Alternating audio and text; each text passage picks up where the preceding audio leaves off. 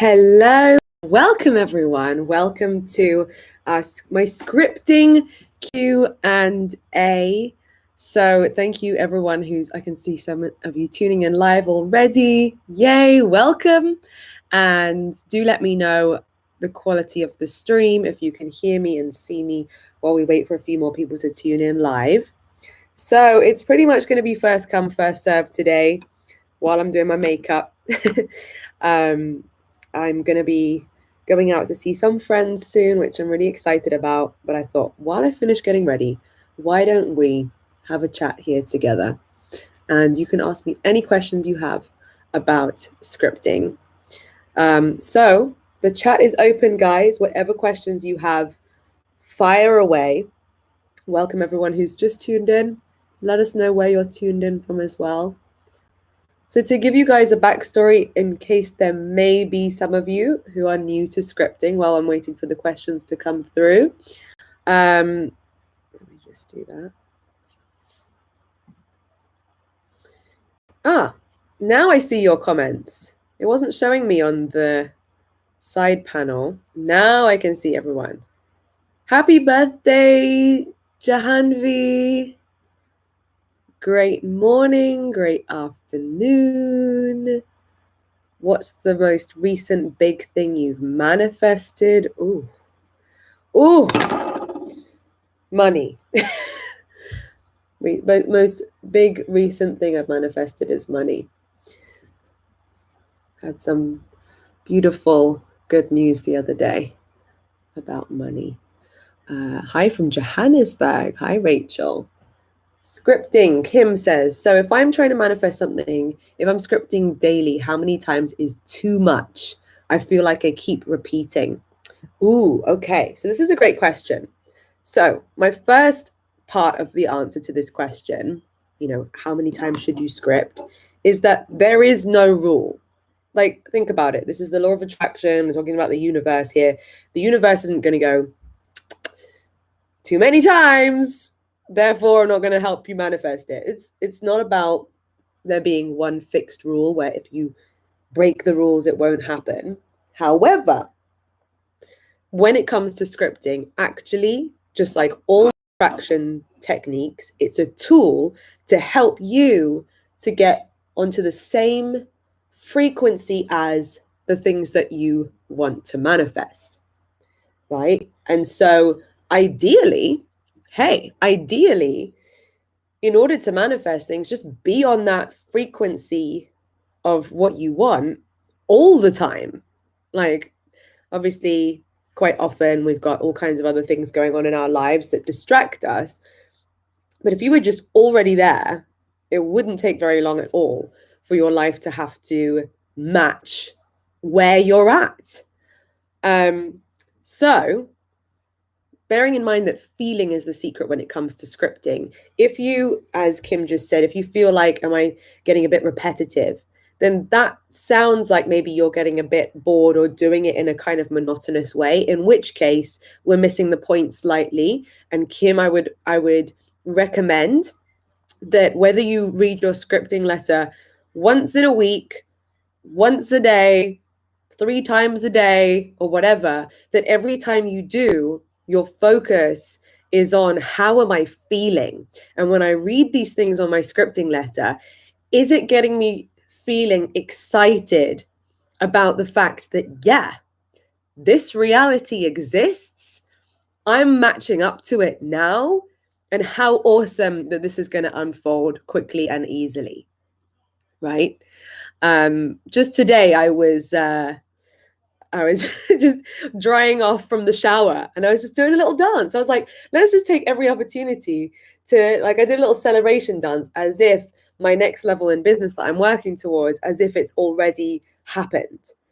And so the scripting letter or any other moment of your day you can use to practice focusing your thoughts on being there already and believing that it can happen for someone like you. That is a huge part of the practice. So I hope that helps. Ooh, we got so many questions coming through. So what to do if you continuously have bad or negative thoughts while scripting? Yeah, this isn't ideal. first of all, I just want to say, like, there's no need to feel bad for having bad thoughts. When I first started my law of attraction journey, I thought, oh God, anytime I feel bad, anytime I think a bad thought, this is, I kind of like made it illegal myself, but actually we are human beings that feel, we are so blessed that we get to feel and experience all sorts of different kinds of emotions and stuff like that. And it's all part of the contrast. It's all part of you helping you to get clarity on what you want and what you don't want in your life. So my first step is never feel guilty for thinking a bad thought. It just makes you human, and it's not going to be the end of the world. The second thing I would say is maybe write down what kind of area in your life are those negative thoughts about. And if you're thinking negative thoughts, let's say, for example, if you want to manifest money and you're just feeling really bad and thinking really bad thoughts and worrying about how much money you need that you don't have or anything like that, like write it out and then see if you can figure out what beliefs do you have, what limiting beliefs might you have where you don't believe that it's possible for you to manifest that thing. Write those out so that you can see them clear as day. And when you look at them, you can actually decide, right, okay, I've been choosing to believe this limiting belief, and maybe it's because you picked it up from your parents or your environment or from a thing that happened to you in your past that does not need to predict your future. And I would recommend creating positive affirmations of your own that are specifically to do with that area. So let's say if you have this thought going around in your head that's saying something like, money doesn't grow on trees. People like us can't afford something like that. I'll never be successful or whatever, which are maybe things that you've picked up from old patterns from your past. Then you can create new affirmations that might be like, I can have as much money as I want. Money comes to me quickly and easily. I am valuable, and money is an energy that reflects that. I'm so grateful for the money that's coming into my account every day. And you can be saying these things, and don't worry if you don't believe them at first, but repetition is the mother of all learning and of subconscious reprogramming. With that being said as well, if you're really in a place where you're feeling a lot of negativity or anxiety just about anything and everything, then, honor that you might be in a place where you need to heal from that, where you need to process those emotions. Meditation can be incredible. And of course, if in doubt, there's nothing wrong with seeking medical help. I have had sessions with professional therapists and all kinds of things, and I'm proud of that. It's part of my journey to healing and undoing old things so that I can be free to elevate to my next level. Can I do the 33 times 3 technique? Bebek, go for it. Do whatever you want. All techniques are there to help you, and it's all about finding which technique feels the best for you. When you feel your manifestations not coming, even after doing the scripting method, what's your tips? Why do you feel like your manifestation is not coming? Are you predicting it based on your current circumstances? One of the trickiest things is when we look at our surroundings and we go, and we believe our surroundings. I mean, obviously, I know like they are the current reality that we're experiencing, right? But it's okay to acknowledge that this is where you are. But if you allow it to predict your future, that's the thing that can cause resistance and slow it down. It might feel like you're being fake sometimes when you're going into a fantasy world and acting as if it's already happened. But technically, why not? Like, what's to say that you can't put your mindset there, visualize it? There's many people like, what's his name? Conor McGregor. I saw even Jennifer Lopez, people who have used these kind of techniques. They're not necessarily spiritual people, but they visualized the life that they wanted. They put themselves there in their minds. Like, we see them as these hugely successful people now, but at one point they weren't, but they were picturing themselves there first. And that opens these kind of things up for them. I hope that helps. And also, guys, it's a practice. Like, I would say that as well. Like, if you do the scripting technique and you're not feeling it at first, number one, there are so many other techniques out there, and the technique that works best for me might not be the technique that works best for you. You might be more of a vision board kind of person.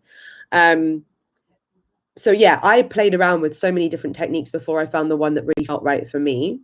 And instead of us just like patching on techniques, it's also important to look at how do we feel about ourselves? What is our belief system of what's possible for someone like us? And these manifestation techniques are often just like topical. It's kind of like if you have a skin disease, I'm just putting it out there as an analogy. If you've got a skin disease, putting a cream on it, putting a plaster on it can do something. But if at the core of your body you've got something going on which is causing that imbalance to happen on the surface, then all the creams in the world might not be effective. But if you can heal from within and use these topical techniques, I believe that is a fairly good analogy about law of attraction techniques. And it's all a journey for all of us. I'm not coming here saying I'm perfect. I've got plenty of growth ahead of me. Should I script myself to feeling better, or should I reach a higher vibration first, then script? Ooh, cool question. Both are great. So I like that you're looking at scripting as a tool to help you to raise your vibration, and then also looking at scripting as a manifestation tool. So honestly, do whatever works for you to get yourself feeling good and to raise your vibration, and then do whatever law of attraction technique feels like it's the most effective, because it's helping you to get onto that same vibration as the things that you already want. So whether script, like some mornings, yeah, for me, I have my scripting letter, as you guys know, if you've watched any of my videos. But then, other mornings, oh dear, my makeup has spilled. It's all working out for me. Everything's no problem. I will clean that up later. What was I saying? Yeah. So as well as having my scripting letter with the things that I'm manifesting, just like you, other mornings I will script just to get myself feeling good. I'll script about like what I'm grateful for today, or the things that are going so well in my life, or, kind of dipping more into like really building up my positive beliefs in areas where I still might have some limiting beliefs. Or so yeah, but then other days, like, scripting is not something that I'm interested in doing, and I'll want to blast some amazing music and dance around. Or other mornings I just want to like have some spa music on, and do some yoga. Or other mornings I want to do a guided meditation because I want someone else to do all the thinking for me. Do you know what I mean? So follow what feels good. Do whatever it is that will make you happy on that day. And then, yes, ultimately, the better you can feel before you read your scripting letter, the better, because there's less resistant thought there and less resistant energy. These are really great questions. So I hope that helped. How to let go and be on that frequency. Tell me about it. That is a great question. How to let go and be on that frequency. It's not a one-size-fits-all answer, obviously. It totally depends on your situation, but maybe I could give a few examples. My first question would be for you to ask yourself is, why do I want what I want? Whatever it is that you are manifesting, whether it's more money, whether it's like a soulmate coming to you, or good grades, or your new job, or anything, or a house, why do you want what you want? And when we boil it all down, anything that we want is because we believe we will be happier in the having of that thing. Absolutely anything that we want in life. And that's absolutely fine. We are creatures. We are the only species that is able to constantly evolve if we want to, which is super exciting. So, I know that we as a community, we're big on growth. How many of you guys are with me on that you are the kind of person that wants growth in your life? You're seeking better, not necessarily because you're ungrateful for your current life, but because You believe that that's what life is all about, right? Elevation and expansion and getting the most out of this lifetime. That's how I feel anyway. So, how do you let go? Honestly, being grateful for where you are right now, exactly as your circumstance is. And maybe some are like, I don't want that answer. But honestly, appreciation for what you have will actually put you on the same frequency, because how will you feel? I'll feel so grateful. I'll feel so happy. I'll feel so calm. I'll feel so certain.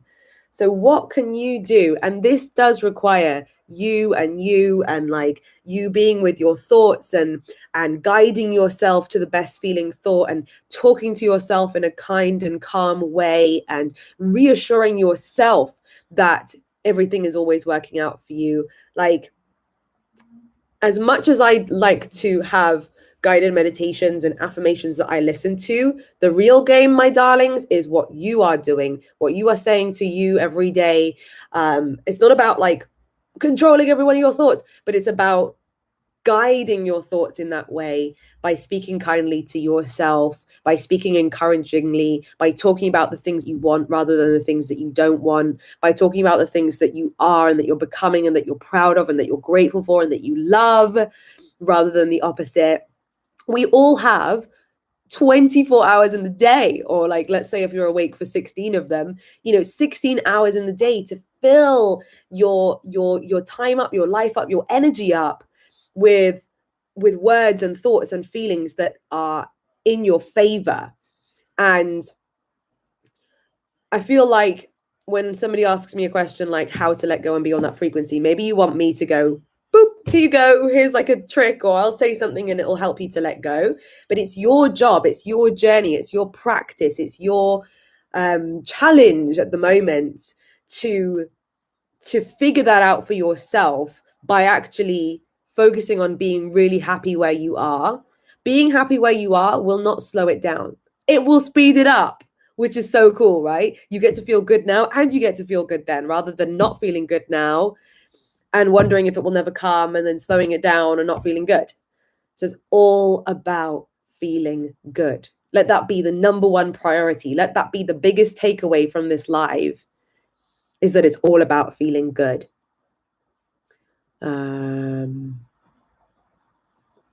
What are your thoughts on the law of assumption? I don't know what the law of assumption is my honest answer.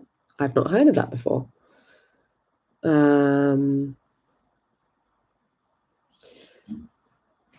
Please help me. I'm in a foreign country and I have to find a job at a certain time. Could you please help me? I get a lot of pressure from family. Yeah, okay, I understand there's a lot of pressure and stress going on there.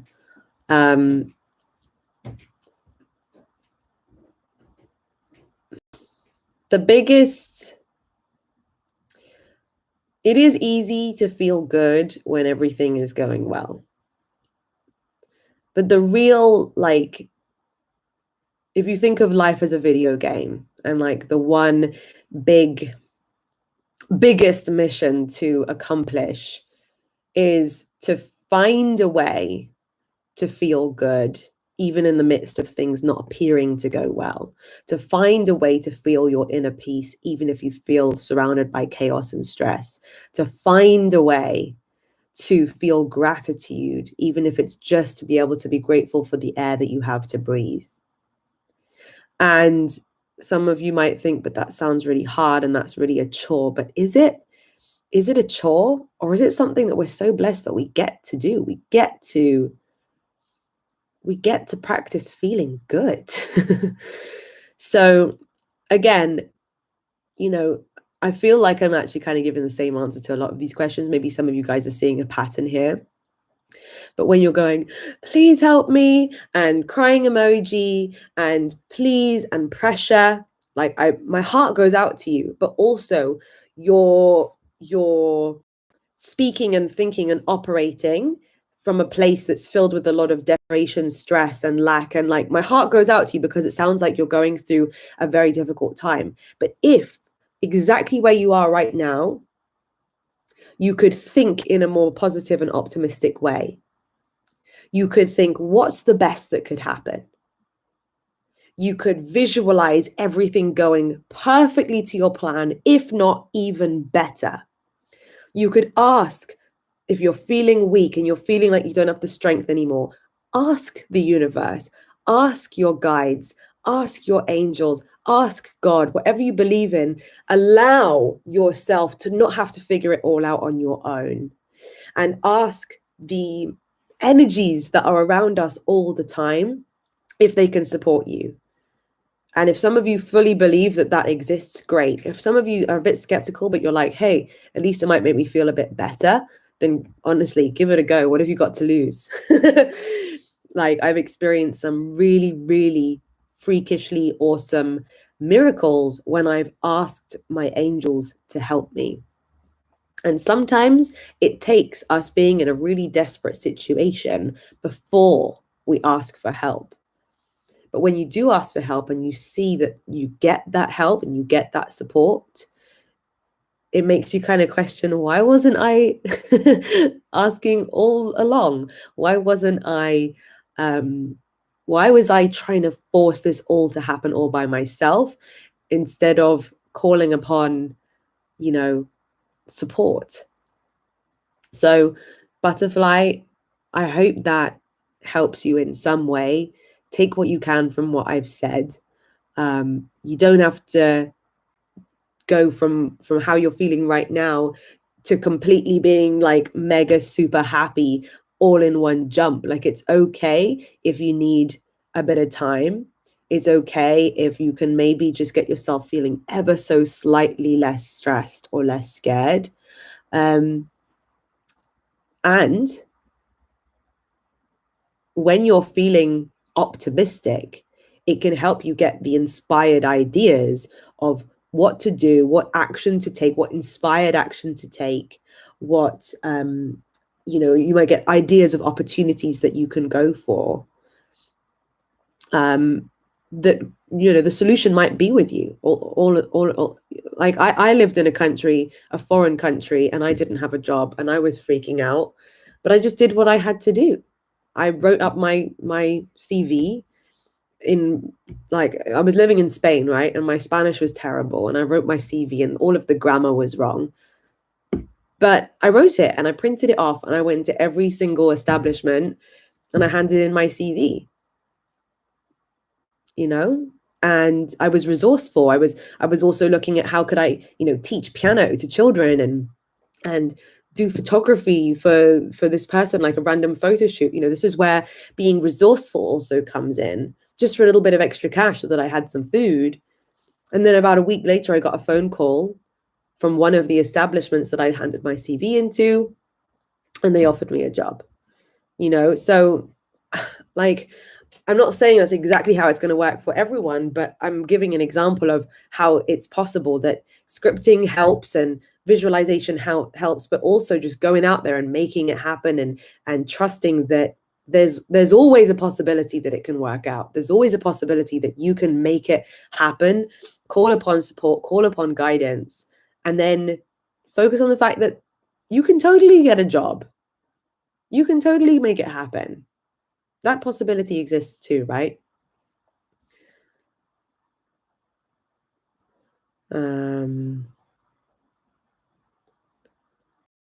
Okay. How often can we script? I'm getting that question a lot. As many times as feels good is the answer. Do it when it feels good, and do it to help you feel good. Okay, I'm going to take 2 more questions. Thank you guys so much for all of your questions.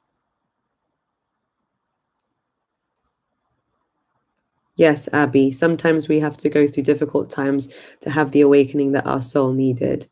It's all about, we came to this planet, in my opinion, to develop us, to become even stronger, and to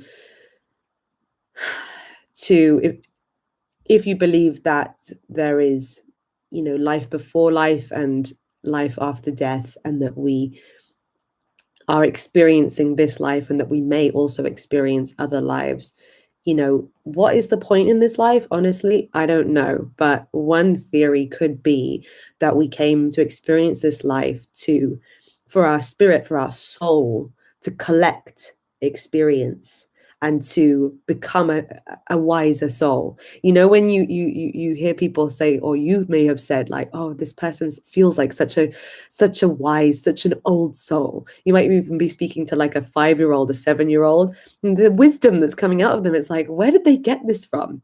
And my theory is that maybe that soul has lived thousands of lifetimes, and because of all of the experiences they picked up, it means that then they enter this lifetime even more full of this just like pure core wisdom that they didn't learn in a classroom, but they just have. So whatever you're going through or growing through in this lifetime, it's all, if you can find a way to see it as stuff that's helping you to develop, not just for this lifetime but for all your lifetimes, like, it allows us to find an ounce of gratitude even in the toughest of times. How to script for having more abundance when people around you was feeling poor. Yeah, okay. Honestly, immersing yourself, I personally immerse myself in videos and audiobooks and information that is coming from an abundant mindset. So you may have heard that you're the average of the 5 people you spend the most time with, because other people's perspectives and thoughts and everything like that can rub off on us. And if we're around those people often enough, we start to assume that that is the way the whole world works, whereas actually it might just be a few people with a poor mindset that they picked up from a few people with a poor mindset. But we all know that there's many people who live vastly different qualities of life. And often when people say, oh, the rich get richer, maybe it's because, they're surrounded by other wealthy people. They're sharing tips and ideas and having conversations about how to grow their wealth and how to invest and how to make more money.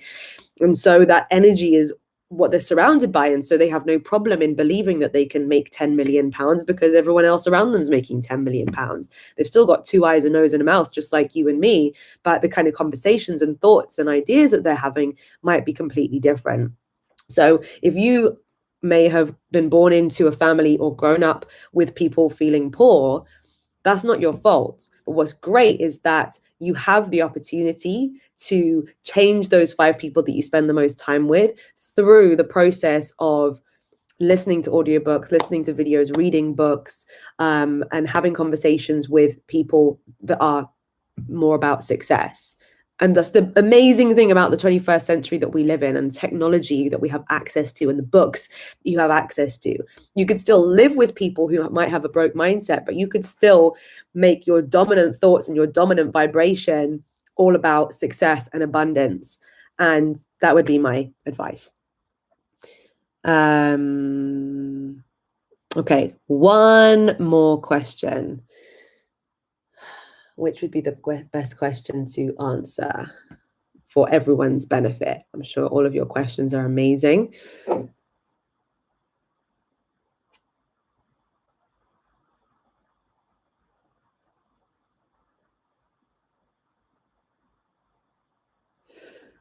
Dulcinea Patricia.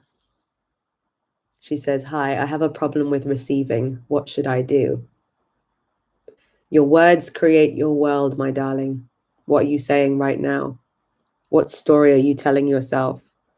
What story are you telling yourself every day? If you're telling me that, it's an indicator that that's what you think. If that's what you think, that's what your brain is programmed to look for. The first step, and it's some people think it must be more complicated than this. When you start to say that you receive good things easily and effortlessly, that you are amazing at receiving, that I allow good things into my life. I allow people to give me love. I allow people to give me abundance. This is the work, the you work behind the scenes, you and you. There's no amount of videos you can watch that will do that work for you. That's the part that we all get to do in our own time, is to start telling ourselves a new story. We are constantly living and experiencing the story that we tell ourselves.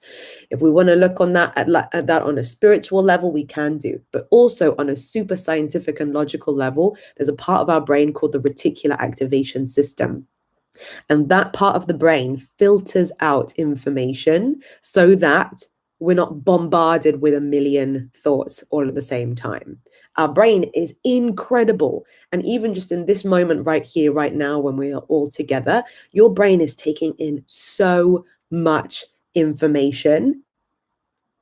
But the reticular activation system just filters out about 40 things maximum to sort of bring into our conscious awareness. So maybe right now, the things you're fully conscious of is like the sound of my voice, what you can see on the screen in front of you, a couple of thoughts going on in your head, and maybe a couple of other things, right? But your brain is still taking in so much more than that, as well as helping you breathe, helping your heart to beat, and your body to feel, and all of these other things. Okay, so much more than that as well. Even like the energy in your environment. Hey, our eyes only take in and send to the brain a small amount of what's actually going on, right? But the point is that what determines which are the things that your brain is going to bring up to your conscious mind, and what determines, it's almost like, I'm trying to think of another analogy. I can't think of an analogy. I'm just going to say it. So basically, I do have an analogy for this.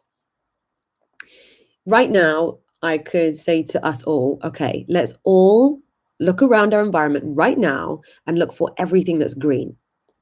Do it now. Look around your environment. Look for everything that's green. Anything and everything that's green.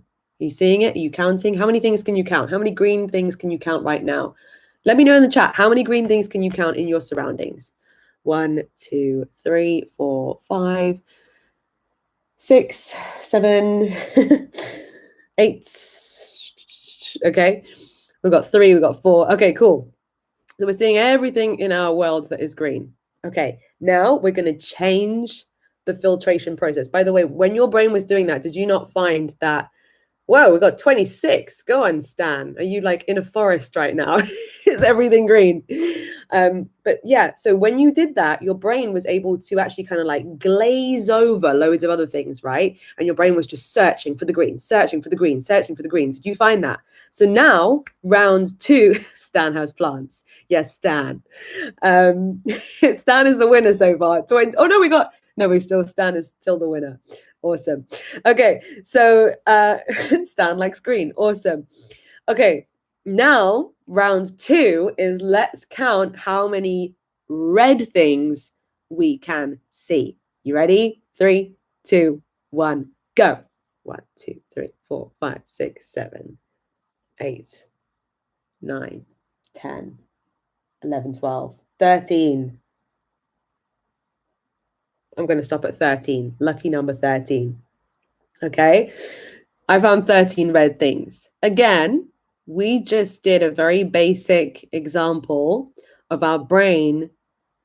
Hello, Alice got 40. Wowzers. Okay, impressive. Cool. So again, your brain blurred across everything else and looked for the red things. So some of you may be asking, Lucie, why are we playing this stupid game? Like, what's the big deal here about red or green things? This is a very simple example of how whatever you set your mind to look for, it will find more of those things. And in the process of it looking for those things, also, it glazes over a lot of the other things that don't fit the mission of what you've tuned your brain to look for. So Kevin is saying, look at me. Yes, Kevin has a red profile picture. Well done.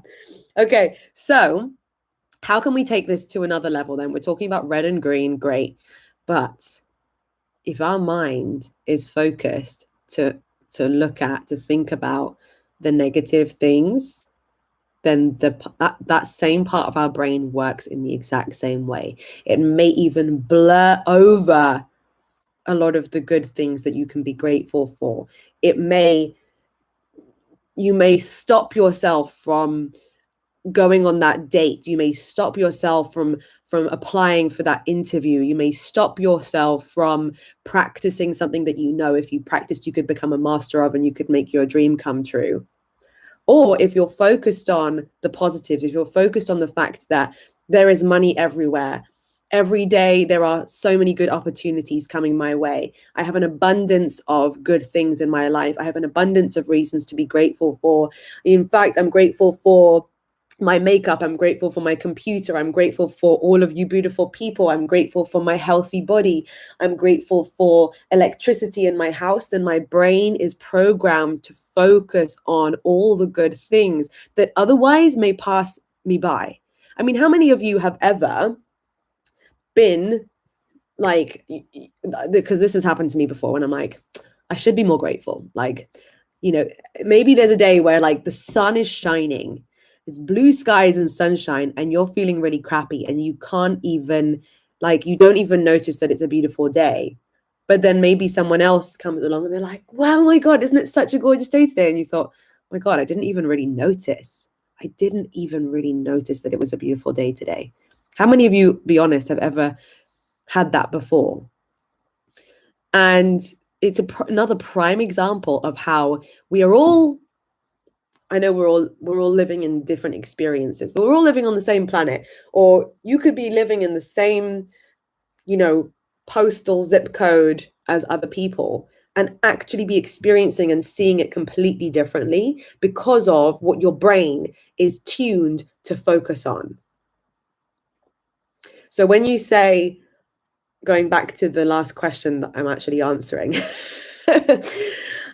when you say something like, I have a problem with receiving, then your brain is actually going to follow that computer program.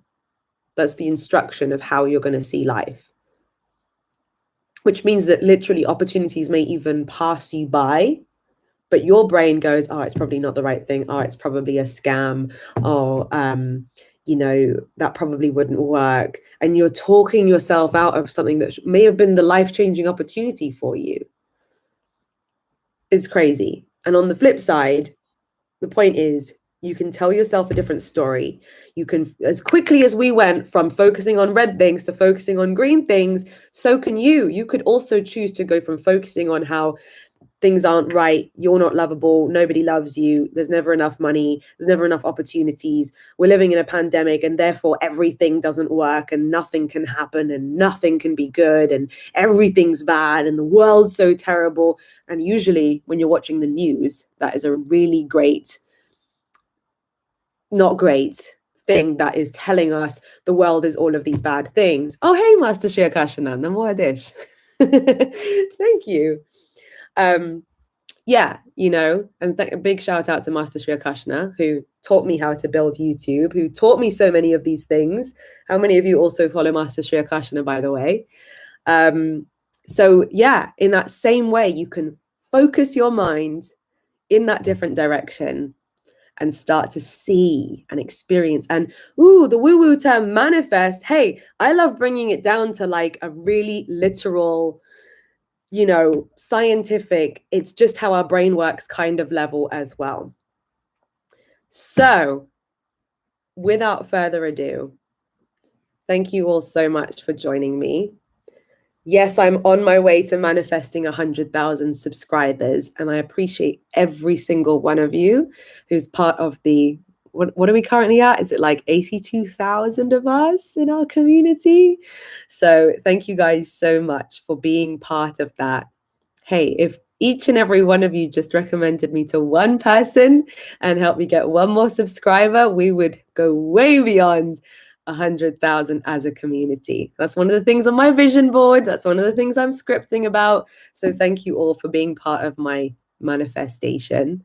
And I will see you all soon for another video. Love you guys. Bye.